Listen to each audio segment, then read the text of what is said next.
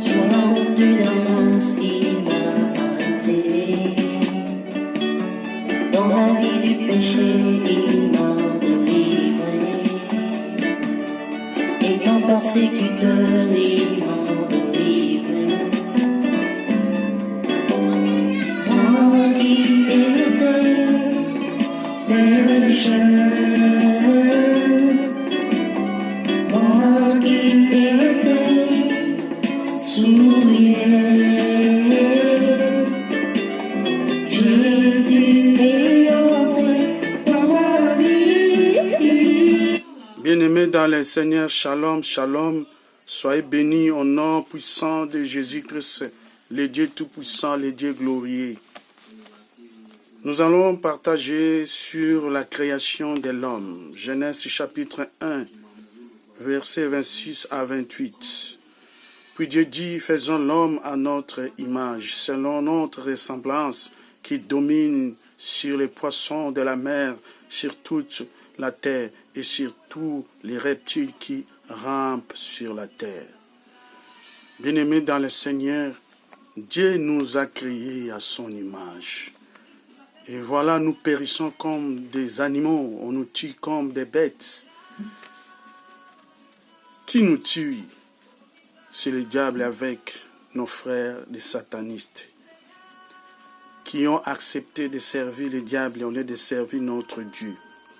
Bien-aimés dans le Seigneur Dieu n'a pas donné la terre au diable, ni même au nouvel ordre mondial, ni même au coronavirus qui nous fait peur aujourd'hui.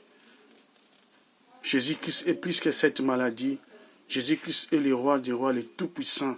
Cette maladie ne peut pas même s'approcher devant notre Dieu qui est Jésus-Christ. Je lève Jésus-Christ dans ma vie, je le glorifie. Mais quand Dieu a créé l'homme, il était saint et propre devant Dieu.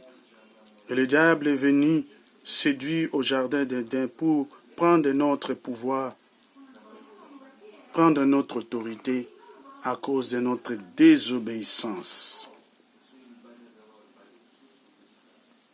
Si nous lisons dans Genèse 3, 1 à 5, mais quant au fruit de l'arbre qui est au milieu du jardin, Dieu a dit, vous n'en mangerez point, de peur que vous ne mouriez. La femme vit que l'arbre était bon, agréable.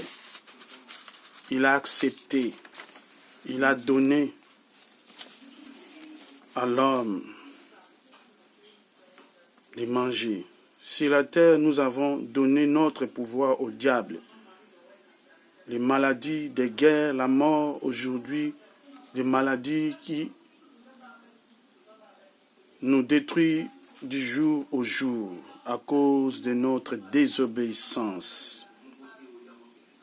Mais sur Jean chapitre 3 verset 16, Dieu a fait encore une nouvelle alliance avec nous, car Dieu a tant aimé le monde qu'il a donné son Fils unique, afin que quiconque croit à lui ne périsse point.